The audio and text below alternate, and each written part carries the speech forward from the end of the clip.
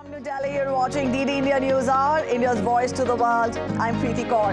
Coming up in the next 1 hour, Israel-Hamas agreed deal for release of Gaza hostages. Multi-day truce. Starting time will be announced within the next 24 hours.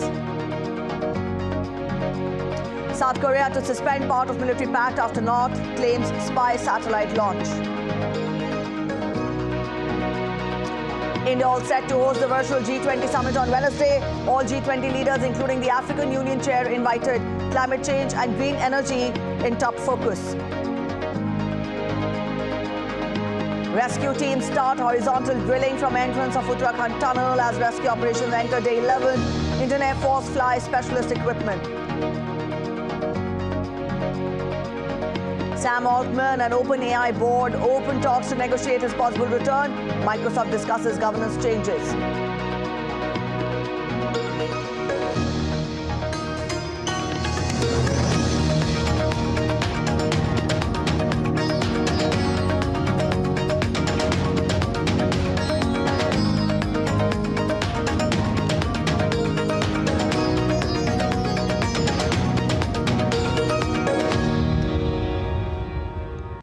All right, the big story we're tracking at DD India News Hour, the Israeli war cabinet voted in supporting a deal to release some of the roughly 240 Israeli hostages held by Hamas terrorists in Gaza in exchange for a multi-day truce.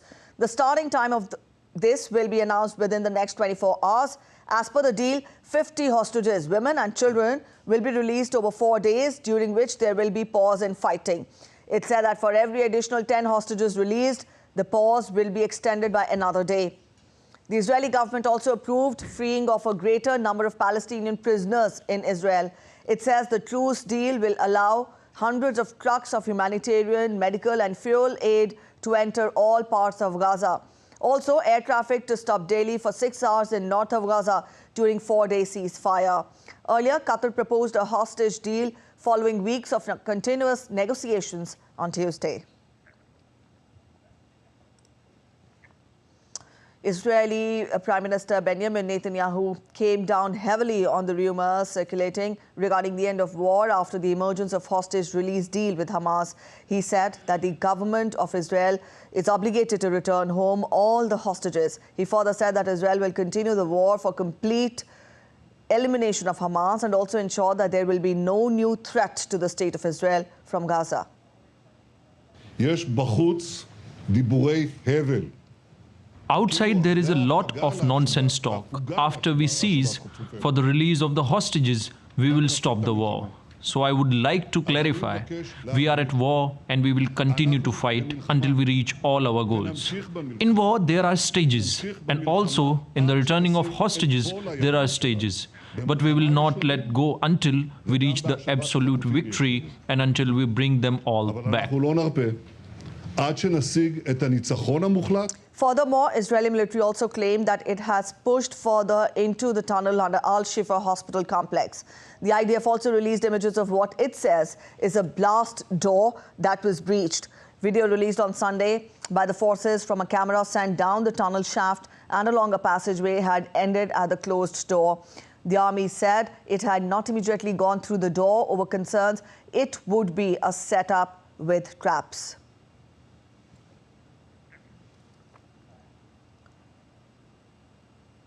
Russian missiles on Tuesday hit port infrastructure and administrative buildings in Ukraine's southern Odessa region, according to the Ukrainian military.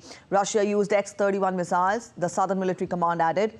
Odessa governor Oleg Kuiper said that port infrastructure had been struck, but that no injuries were reported. Russia stepped up its attacks on port infrastructure on the Danube River and the Black Sea in southern Ukraine after it withdrew from a UN-brokered deal that guaranteed safe shipments of the Ukrainian grain.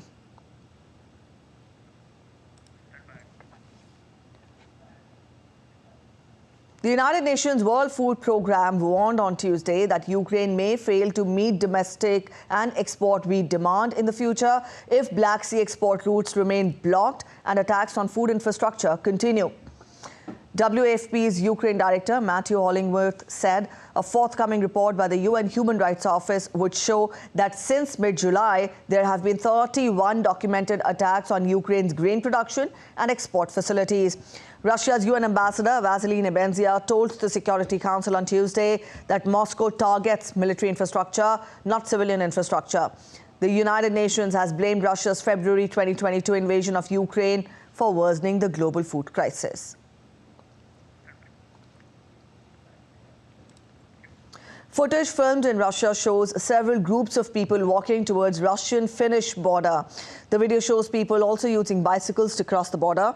Over 500 asylum seekers have entered Finland in the last 2 weeks, most of whom are from Iraq, Yemen, Somalia and Syria. Finland said on Monday that it had become impossible to return asylum seekers who did not meet the criteria for protection.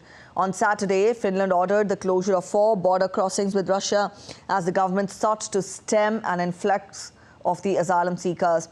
The government has accused Moscow of sending migrants to the crossings to retaliate for its decision to boost defense cooperation with the US, an allegation Russia has denied. The United Nations General Assembly has officially adopted the Olympic truce resolution leading up to the 2024 Olympic Summer Games in Paris on Tuesday. Out of the 120 UN member states, 118 votes were in favor, while there were 2 abstentions, including Russia and Syria. Thomas Bach, the International Olympic Committee's president, defended the ban on the Russian Olympic Committee, stating that athletes should not be punished for their government's actions. A decision on whether Russian athletes will be allowed to take part in the Paris Olympics as neutrals is yet to be taken. The UNGA has urged nations to uphold the ancient Greek tradition of global peace before, during and after the Games. The Paris Olympiad will be held from 26 July to 11th August next year. One of the aspects of non-discrimination is that athletes cannot be held responsible for the actions of their governments or their national Olympic committees. All athletes who are qualified on the field of play and are abiding by the rules of the Olympic Charter must have an opportunity to participate in international competitions. Meanwhile, the president of the organizing committee of the Paris 2024 Games, Tony Estanguet, said that the organizers are as ambitious as ever about the spectacle that they will deliver next summer and remain on budget and on time.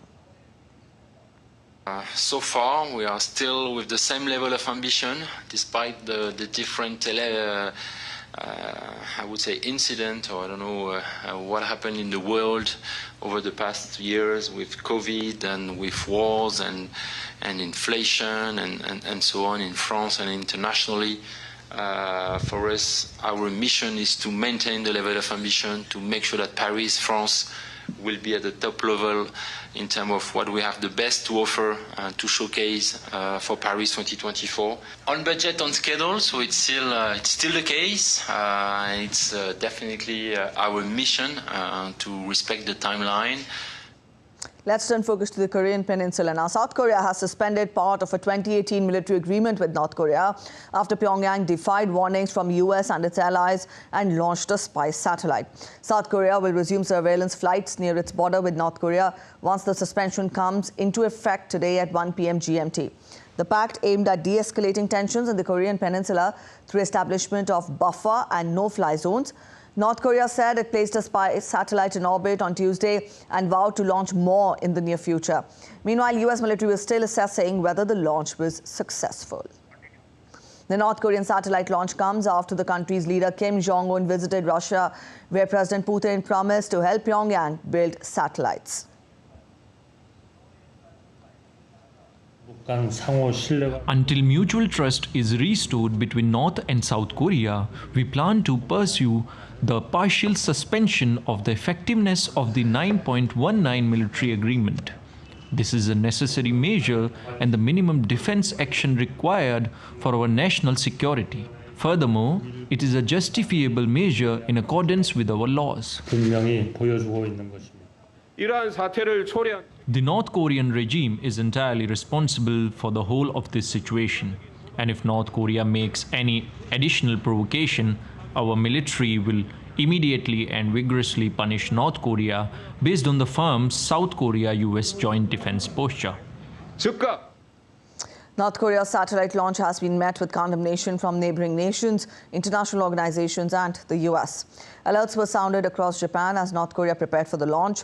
Japanese Prime Minister Fumio Kishida said that at least one Korean missile, in fact, flew over the Japanese island of Okinawa.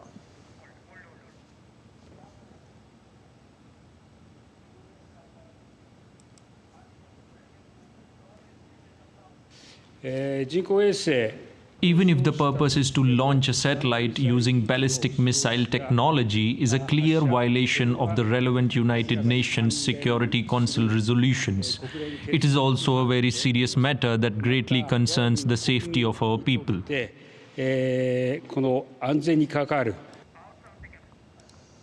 U.S. nuclear-powered submarine SSN Santa Fe has arrived at a port in South Korean island of Jeju hours after North Korea launched the satellite. The move is seen as a deterrence to growing military threats from North Korea.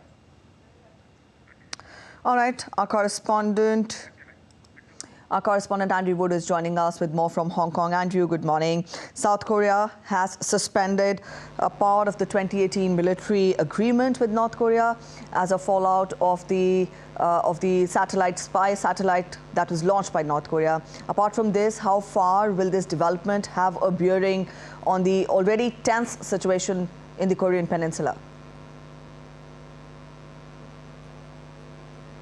It certainly doesn't help. The more launches that North Korea makes of ballistic missiles, and ballistic missiles that fire warheads, and ballistic missiles or rockets that fire satellites into space aren't that different. The more launches that North Korea makes, the more confident and the more it learns about its technology, what works and what doesn't work. And as you were saying earlier, this is the first time that a missile has been launched since Vladimir Putin, the president of Russia, and Kim Jong-un, the leader of North Korea, met back in September in Vladivostok. And the deal there was that North Korea would supply Russia with ammunition to be used in the war in Ukraine. In return, North Korea would get technology that would help it to develop its satellite program. We still don't know, we still haven't had confirmation from China, South Korea, Japan or the United States that this launch was successful, that there is indeed a satellite up there in orbit around the world. As you said, that North Korea has tried twice in the past year to launch such a satellite and failed. So we're waiting to hear more from, from the countries that surround North Korea to see what they have to say, what they've been tracking. All right, Andrew, also we tell our viewers that South Korea has suspended a part of the 2018 military agreement with North Korea. Help us understand this development and what consequences will it have?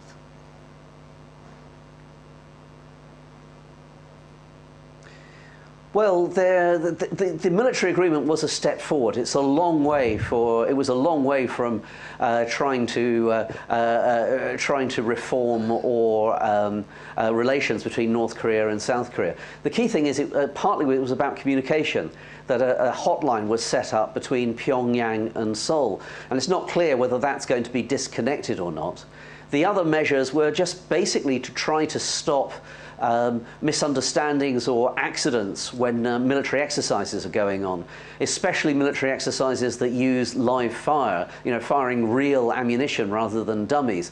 Because an accident in those cases, could be misinterpreted as an actual attack. The idea was that both sides would create buffer zones around such exercises. There were also smaller measures about reducing the number of guard posts overlooking the DMZ, the demilitarized zone. This strip, a 4-kilometer wide strip, that runs along the demarcation line between North Korea and South Korea, and in theory, that's the both sides' militaries do not operate there except for running a few patrols.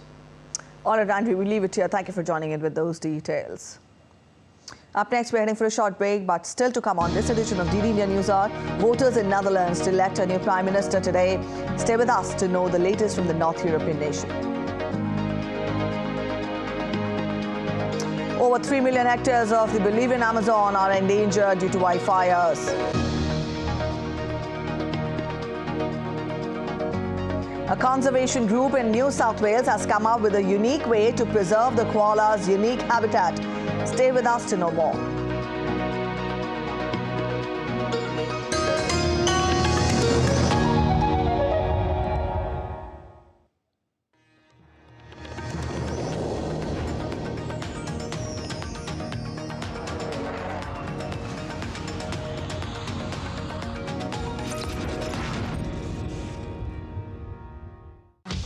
A platform for the developing world, amplifying the voice of the global south with a focus on the growing economies, resolving the conflicts, showcasing the culture, tradition, heritage and diversity.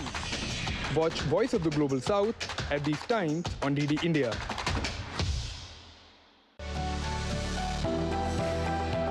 Turning crisis into opportunity, transforming ideas into action. Stories of real change, tales of sustainable solution. This series is going to tell stories of such change makers. Watch Change Makers on DD India.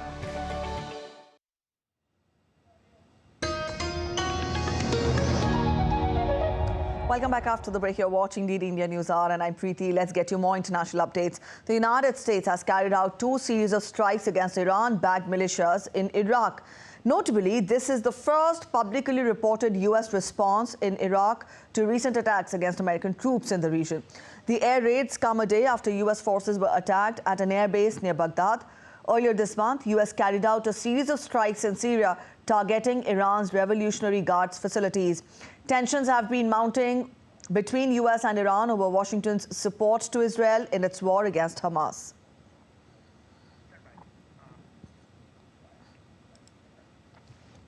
On Tuesday, Mexican authorities found 215 migrants locked up in truck trailer. More than 200 migrants, including minors, were found locked up in a truck trailer in the southern state of Veracruz. Migration officials of Mexico found the vehicle with many foreigners huddled up together. The citizens, including 26 minors, belong to El Salvador, Honduras and Guatemala. The migrants underwent a medical checkup and received water and food after being taken to the Acayucan migration station.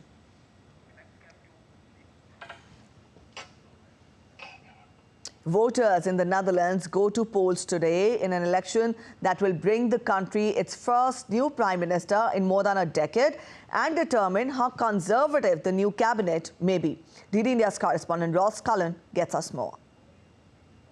Since 2010, Mark Rutte has been the Dutch Prime Minister after steering his party through 4 general elections. But for the first time in 13 years, voters in the Netherlands will have a new premier. Rutte's centre-right government collapsed in July over differences in how to reduce the flow of asylum seekers entering the country. He is the Netherlands' longest-serving Prime Minister, but he has lost popularity and he promised not to stand again. The election campaign centred on 3 main issues: immigration, the cost of living and also climate change. Crucial social issues for voters include a housing shortage, failures in the healthcare system and the growing gap between rich and poor. A majority of voters support right-leaning parties, but no one party is on track to take more than 20% of the vote.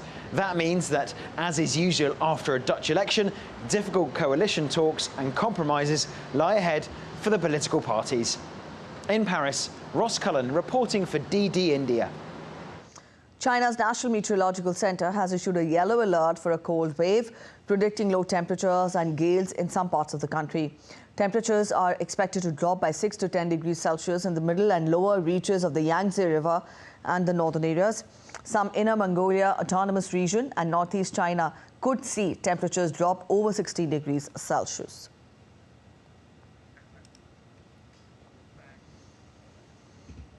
Bolivian firefighters are dealing with fires consuming over 3 million hectares of the Bolivian Amazon, causing over 127,000 fire outbreaks in November. President Luis Arce has requested international help, with 30 Venezuelan firefighters arriving in Bolivia and 100 French firefighters being sent to the Andean country. Climate forecasts predict heat waves in the coming days.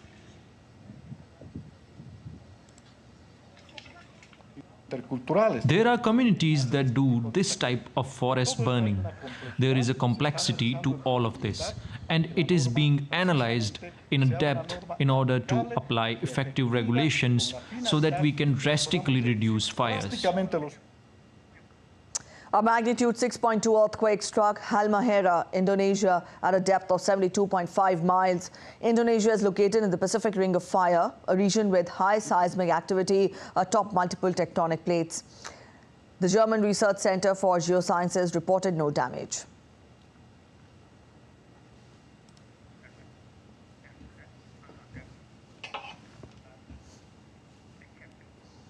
Record number of people are expected to travel within the US over the next few days for the Thanksgiving holiday season. There was travel chaos last year with snowstorms and flight cancellations, but people are not being put off. Caroline Malone gets us more. The American Automobile Association forecasts that 55.4 million people will travel between Wednesday and Sunday this week, making the most of the Thanksgiving break.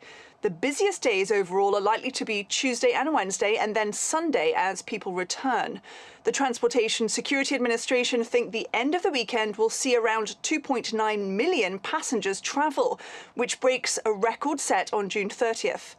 Last year, there was travel chaos ahead of Christmas as a winter storm stopped traffic and grounded flights, with one airline company, Southwest, also having a breakdown in their systems, leading to 17,000 flights being cancelled and millions of passengers impacted.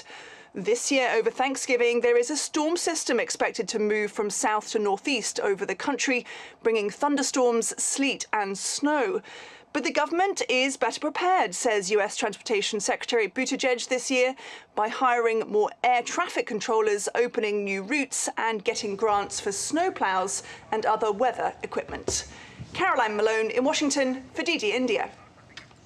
Argentine President-elect Javier Milei met with outgoing President and Peronist leader Alberto Fernandez to begin a complex transition. Milei, a libertarian with plans to privatize public firms, eliminate the central bank and dollarize the economy, faces challenges such as taming inflation, rebuilding foreign currency reserves, reducing poverty and navigating complex geopolitical and trade ties with China and Brazil. While speaking to the media, newly elected Argentine President Javier Milei pledged not to raise taxes and work on cutting spending. We will run a delimited state and commitments will be respected and honored. This means I will make an adjustment of shock and I will put the economy in fiscal balance. As I pledged not to raise taxes, this means I will do so by cutting spending.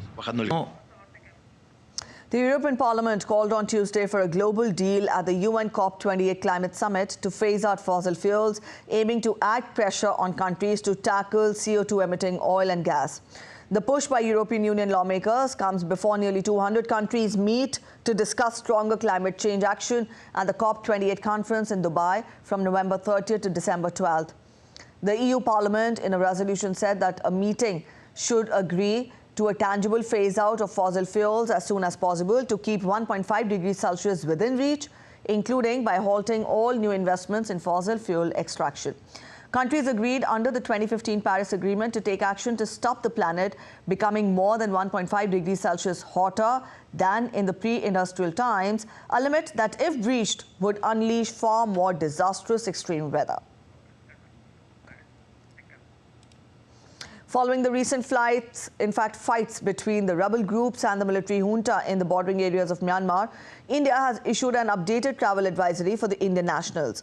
The Ministry of External Affairs, in a press release on Tuesday, said that in view of the evolving security situation in Myanmar, all Indian nationals are advised to avoid non-essential travel.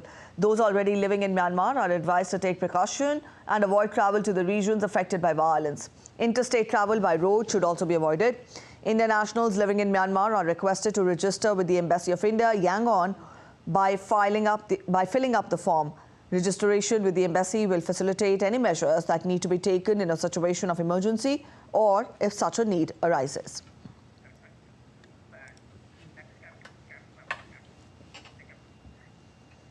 India and Australia ties have real momentum and they're on the move. These were some of the comments made by India's External Affairs Minister Dr. S. Jaishankar after holding the 14th Foreign Ministers Framework Dialogue with his Australian counterpart Penny Wong. This meeting, taking place on the back of 2+2 ministerial dialogue, was also held in Delhi on Monday. Here's more. 2 days of strategic and diplomatic exchange between India and Australia wrapping up on Tuesday with the 14th Foreign Ministers Framework Dialogue between India's External Affairs Minister Dr. S. Jaishankar and his Aussie counterpart Penny Wong. Essentially, on the bilateral side, we took stock of where our ties are. We reviewed the progress made on different initiatives, especially the follow-up to the first annual summit, which took place between our prime ministers this year in May. There is, I can say without exaggeration, a real momentum in the India-Australia Comprehensive Strategic Partnership. The second 2+2 dialogue was held the previous day between the defense and foreign ministers of the two countries. Dr. S. Jaishankar described it as being very productive. Yesterday, Raksha Mantri ji and I held the second India-Australia 2+2 Foreign and Defence Ministers Dialogue. This, again, as you would be aware, is a format we have with select partners. It is reflective of the growing and deepening engagement between our two countries, and I must say it was a very productive 2+2. While briefing the media jointly with Australia's Foreign Minister, India's External Affairs Minister also recalled how relations between India and Australia have rapidly expanded in recent years. He specifically mentioned the Economic Cooperation and Trade Agreement, which entered into force at the end of last year, saying its impact has been very positive. His Australian counterpart also highlighted multiple areas of cooperation between the two nations. We are comprehensive strategic partners. We're also Quad partners. We share traditions. We also share an interest in the sort of region we live in, an Indo-Pacific that is peaceful, stable and prosperous, in which sovereignty is respected and where all countries can benefit from a strategic equilibrium. With the next Quad Summit set to be hosted by India early next year, India, Australia, US and Japan grouping was also discussed between the two ministers in the context of a stable, peaceful and rules-based Indo-Pacific. The day also saw the two Australian ministers meeting India's National Security Advisor Ajit Doval to discuss global and regional developments as well as bilateral security and defence cooperation. Amritpal Singh, Delhi, DD India. And up next, we take a look at other stories making it to the headlines from across the world. Pakistani police have conducted door-to-door searches in refugee settlements in Karachi, where hundreds of thousands of Afghans live, following the announcement of over 1 million undocumented refugees by Islamabad. Pakistan's UN High Commission for Refugees has reported targeted attacks on over 370,000 Afghan refugees. Spanish police have detained 3 individuals in an anti-terror investigation into the shooting of former head of Spain's Conservative People's Party in Catalonia on a Madrid street. The suspects were arrested in Malaga and Granada, with police investigating potential links with foreign countries. The Rolling Stones will tour North America in 2024, starting on April 28th at the NRG Stadium in Houston and ending on July 17th in Santa Clara, California. The tour follows their latest album, Hackney Diamonds, which features collaborations with Lady Gaga, Paul McCartney, Elton John, Stevie Wonder and former Stones bass player Bill Wyman.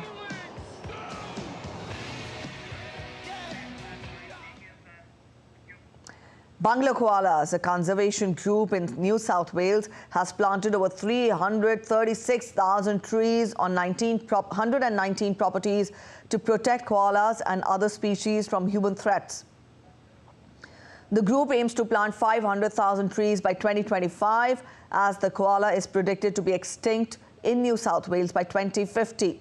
The group's efforts are part of a larger effort to preserve the koala's unique habitat.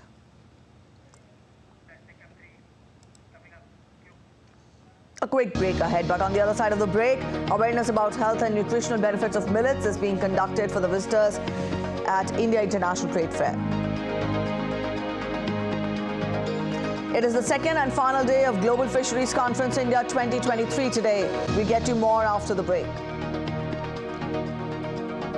An Indian government is organizing a walkathon to promote the handloom sari culture.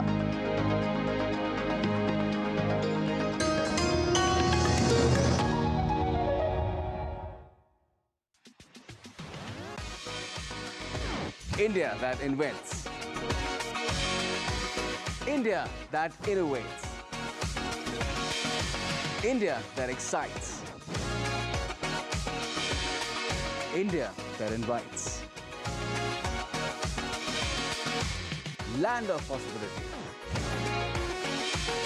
Teeming with opportunities.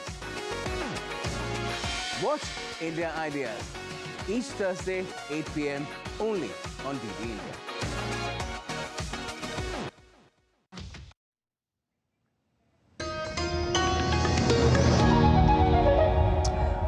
Welcome back after the break. You're watching DD India News Hour. A quick recap of the top stories once again.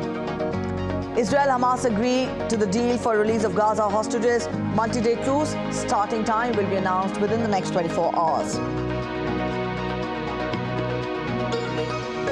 South Korea to suspend part of military pact after North claims spy satellite launch. India all set to host the virtual G20 Summit on Wednesday. All G20 leaders, including the African Union chair, invited. Climate change and green energy in top focus.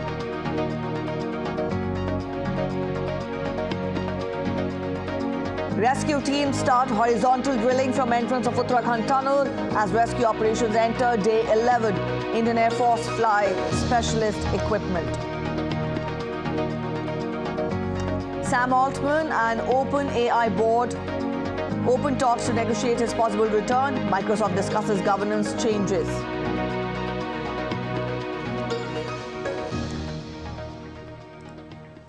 The BRICS group convened a virtual summit on the Gaza conflict, with several other nations joining.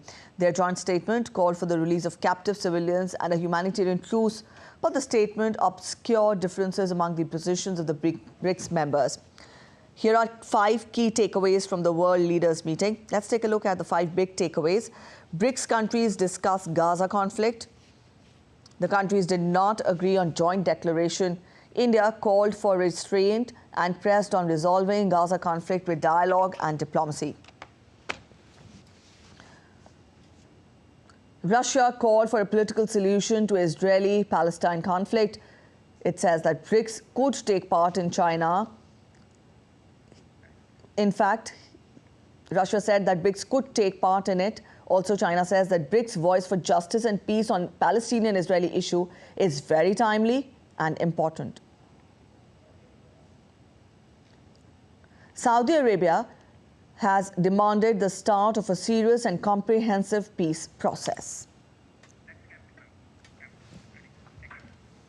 Curtains are coming down on India's G20 presidency at the end of this month. Before it passes on to Brazil, a virtual summit of the G20 leaders is being held on Wednesday on the call given by India's Prime Minister Narendra Modi. Invitations have been extended to all G20 leaders and the Africa Union chair. The goal is to follow up on all the action which was agreed in the Delhi Declaration during the September summit, with focus on climate change and green energy. A virtual G20 leaders summit chaired by Indian Prime Minister Narendra Modi will be held on Wednesday. The summit was announced by Indian Prime Minister Narendra Modi during the closing session of the New Delhi G20 Summit in September 2023. Leaders Summit will be held tomorrow from 5:30 p.m. onwards under the chairmanship of the Honorable Prime Minister Shri Narendra Modi. All of you are aware that the 18th G20 Leaders Summit was held in New Delhi successfully on 9th and 10th September 2023. It saw the unanimous adoption of the G20 New Delhi Leaders Declaration. Throughout the G20 presidency, India has worked to ensure that the concerns of the Global South receive due cognizance. African Union has been included as a permanent member of G20. It may be recalled that the New Delhi G20 Summit witnessed the unanimous adoption of the G20 New Delhi Leaders' Declaration. The virtual summit will take forward key select outcomes or action points from the New Delhi Summit, as well as review developments since then. The virtual G20 Summit is also expected to push for effective implementation of various G20 decisions, including through relevant national and international platforms. Throughout the G20 presidency, India has worked to ensure that the concerns of Global South receive due cognizance. We've also seen the inclusion of African Union as a permanent member of G20. And the virtual summit will provide an opportunity not only to discuss the implementation of the leaders' declaration, but also for the leaders to share views and enhance cooperation on critical challenges that we confront and address gaps in global governance, reaffirm our existing commitment towards the sustainable development goals, and move towards a reinvigorated multilateral system that is better positioned to positively impact people's lives. India holds the G20 presidency until 30th November 2023. The G20 troika during the Brazilian G20 presidency in 2024 will comprise India, Brazil and South Africa. Amritpal Singh's report for DD India. The two-day Global Fisheries Conference concludes in the Indian city of Ahmedabad on Wednesday. The delegations from 10+ countries and 50 foreign diplomats are in attendance.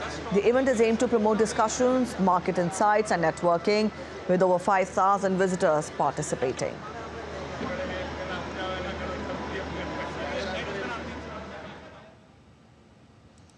While India and Greece target doubling their bilateral trade by 2030, Indian export of aluminium, organic chemicals, fish and crustaceans has increased over the years.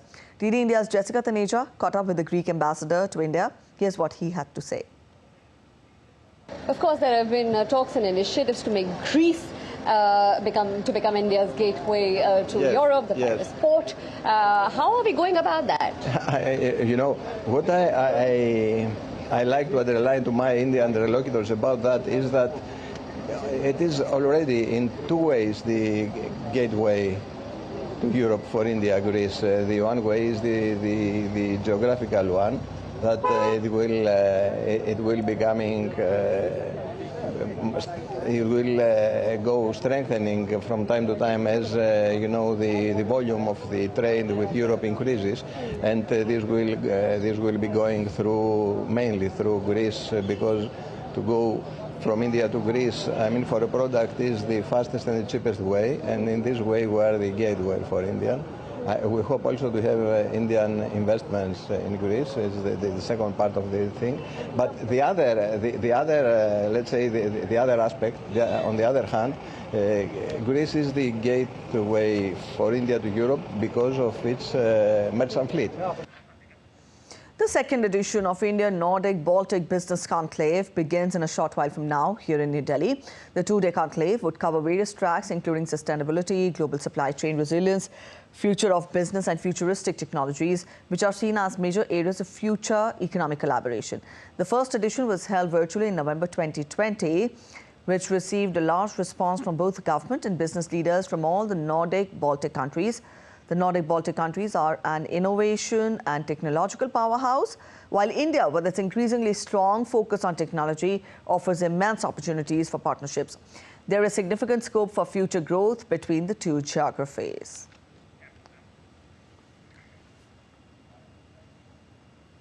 United Nations has recognized 2023 as International Year of Millets. Awareness about health and nutritional benefits of millets is being conducted for the visitors in India's International Trade Fair at the Ministry of Health's Pavilion. DD India correspondent Preeti Vadera gets us more. Millets have multiple untapped uses such as food, feed, fodder, biofuels and brewing.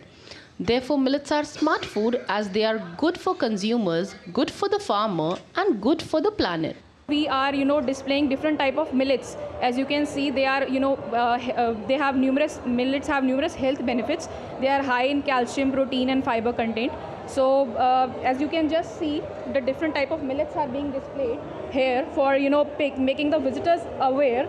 As you can see, this is, the barnyard millet. This is, every visitor can just see this and recognize this, and even they can incorporate these millets into their diet. This second one, if I tell you, is the foxtail millet. So this is how it looks, because the normal citizen or the public should be aware about the appearances. It is the vision and initiative of PM Modi that led to this United Nations resolution being adopted with support from more than 70 nations across the globe to recognize 2023 as International Year of Millets. Right, India is an initiative of FSSAI through which we, normally make the citizens aware to eat healthy. So this initiative is based on 3 pillars: eat safe, eat healthy, and eat sustainable. So there are a lot of certification programs that are being done under this initiative. And for this, making the citizens aware, there's a QR code there. If a person or a visitor, if anyone is visiting our stall, he or she can just scan this QR code and get the entire information. Millets are important by virtue of its mammoth potential to generate livelihoods, increase farmers' income, and ensure food and nutritional security all over the world. So this is how the awareness on millet is promoted in the pavilion of Ministry of Health here in India International Trade this time. People are being aware for what to eat right and how to keep their diet as a balanced diet. With camera person Radhakrishna, I'm Kriti Vadhera reporting from New Delhi for DD India.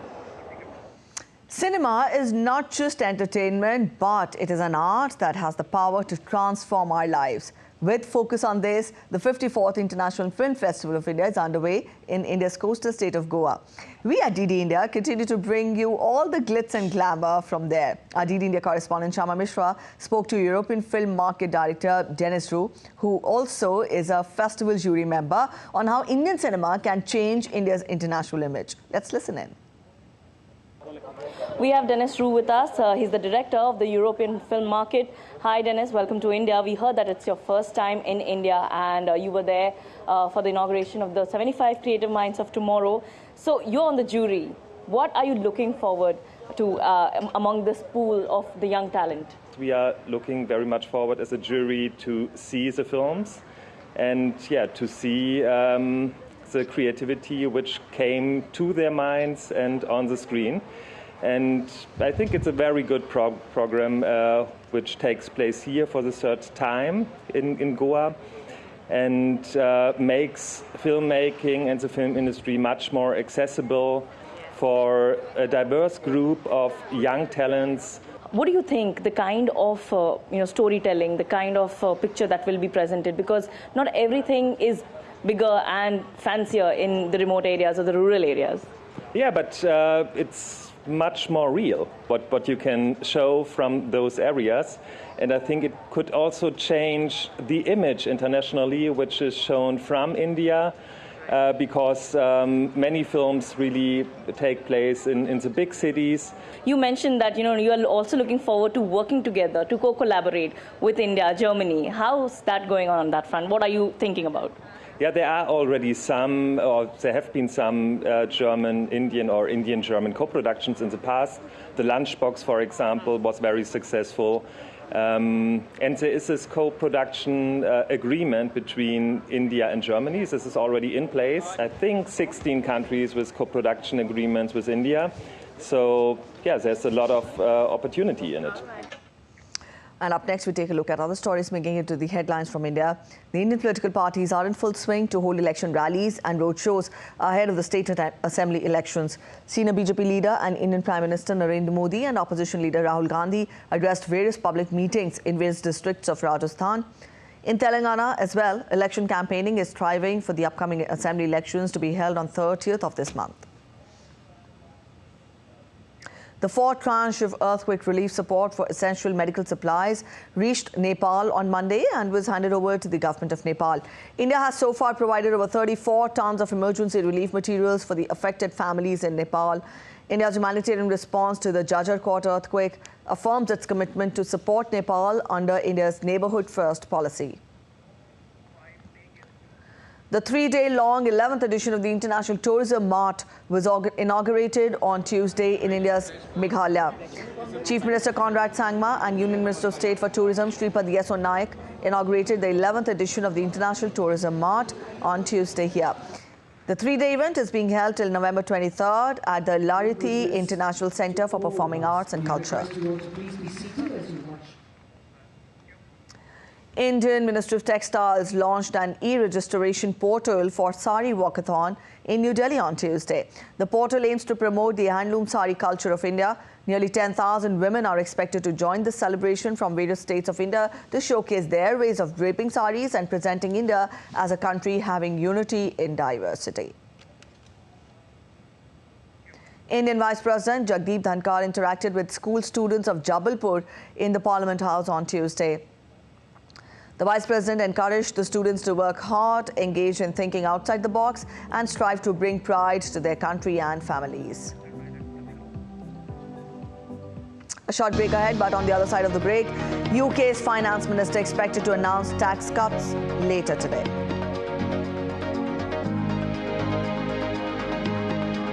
Financial woes escalate for Germany as government halts new spending commitments. Croatia qualify for Euro 2024. France rally for a draw against Greece.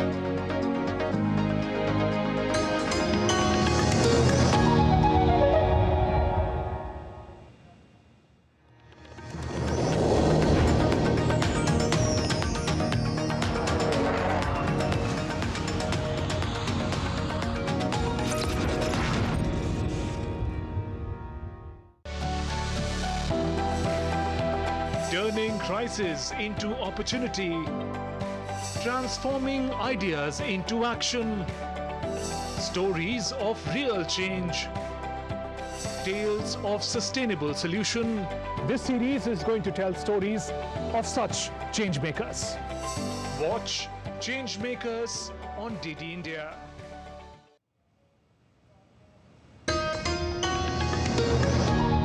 Welcome back after the break. You're watching DD India News Hour. Time now to get you updates from the world of business. Sam Altman and ChatGPT interim CEO Amit Shah have opened negotiations aimed at possibly reinstating the ousted CEO and co-founder.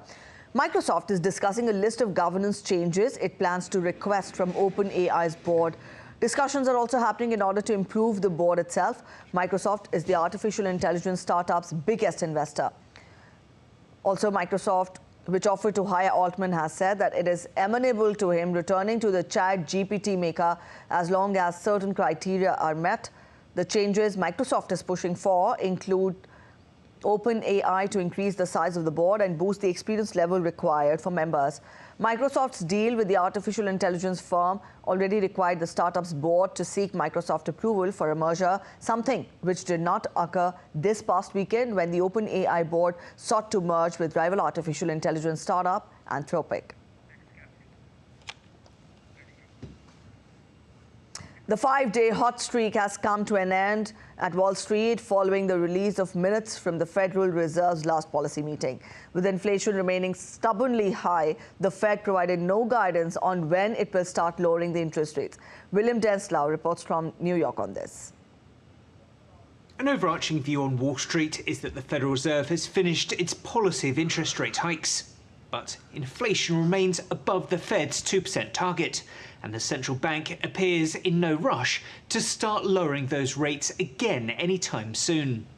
Minutes from the Fed's last meeting 3 weeks ago reveal that members want to see monetary policy remain sufficiently restrictive to ensure price pressures continue to ease. Those Fed minutes dampened sentiment on Wall Street Tuesday.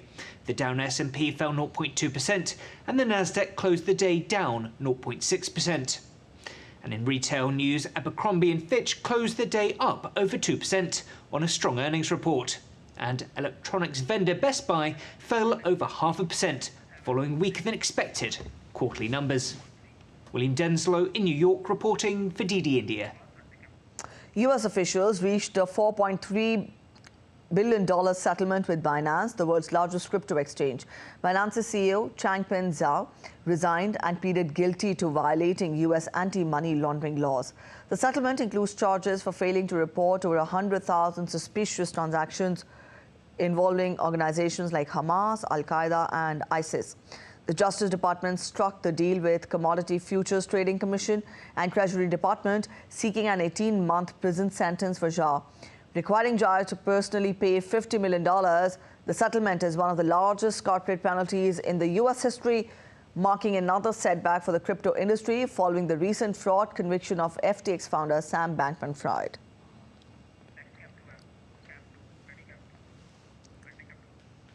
The UK's Finance Minister Jeremy Hunt is expected to announce tax cuts later when he sets out a budget update in the House of Commons. The so-called autumn statement also contains the latest predictions for economic growth and government borrowing. It comes with the governing Conservatives trailing the opposition Labour Party in polls. DD India's Oli Bharat reports from London. This is a major moment in the British political calendar. Technically, it's not a full budget. The autumn statement is designed to be an update, really, to the government's plans for the economy, but also forecasts for the economy, which come from the Independent Office for Budget Responsibility. And the Office for Budget Responsibility's forecasts earlier in the year were for much higher public borrowing than has actually turned out to be the case. And that is part of the reason that there is so much expectation now that there will be tax cuts contained in Jeremy Hunt's autumn statement, because it is considered that the government can afford a bit more than it was expecting to be able to at this point in the economic cycle. We're expecting, therefore, announcements perhaps on business taxes or personal taxes that the Chancellor Jeremy Hunt feels that he can afford, because he says that the priority now is to try and make this an autumn statement that leads to economic growth. Part of the reason that is the focus at the moment, he says, is that UK inflation has come down now below 5%, according to the latest figures, and that was a key target of the government at the beginning of the year, to halve inflation from where it was then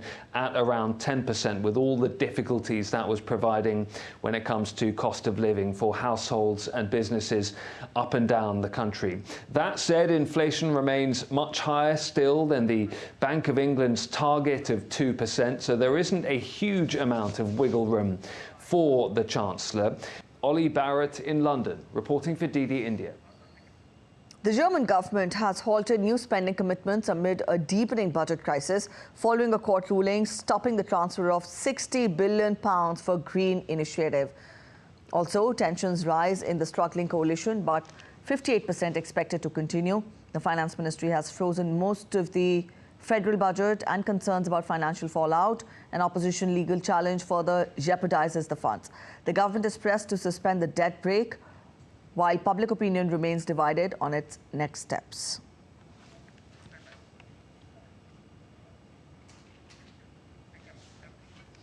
The Federation of Indian Chamber of Commerce and Industry, through the support of Meta, successfully concluded its XR Open Source Fellowship Program for Indian developers.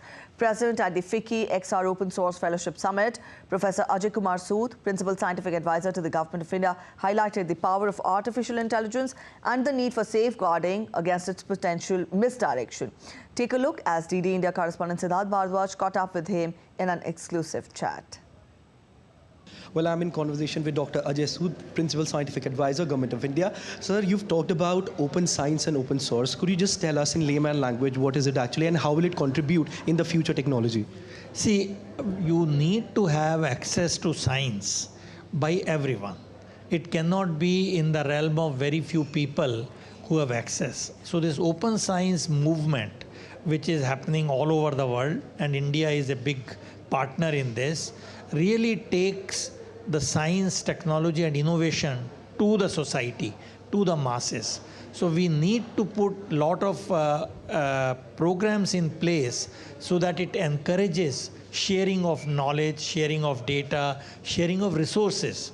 So in our office, we have a program where we share the facilities created by the government funding by other users, be it academic users, be it startups. So this is one way to really take the benefits of open science or of science and technology to the masses. So this is a great movement, and this XROS Summit is really honoring that spirit where we are bringing extended reality and open science together. And this out of 10,000, this 100 people who are selected to make this innovative products, innovative learnings will really go a long way in making India a leader in XR and OS both. So this is a great initiative, and I'm glad that our office under Strategic Alliance Division has been partnering with this, and it is a step in the right direction. Well, we were in a conversation with Dr. Ajay Sood, Principal Scientific Advisor, Government of India, who just said that open science and open source will contribute a lot to the technology in future. And also, when it comes to artificial intelligence, then he told us that what are the ways through which we can stay away from the misuse of artificial intelligence. With camera person Lalit, this is Siddharth for DD India in New Delhi. And up next, we get you sports updates. In football, Croatia became the final team to automatically secure their place at Euro 2024 with victory over Armenia, with Borna Sosa's sole goal of the match. The result means they finish second behind Turkey in Group D and send Wales into the playoffs.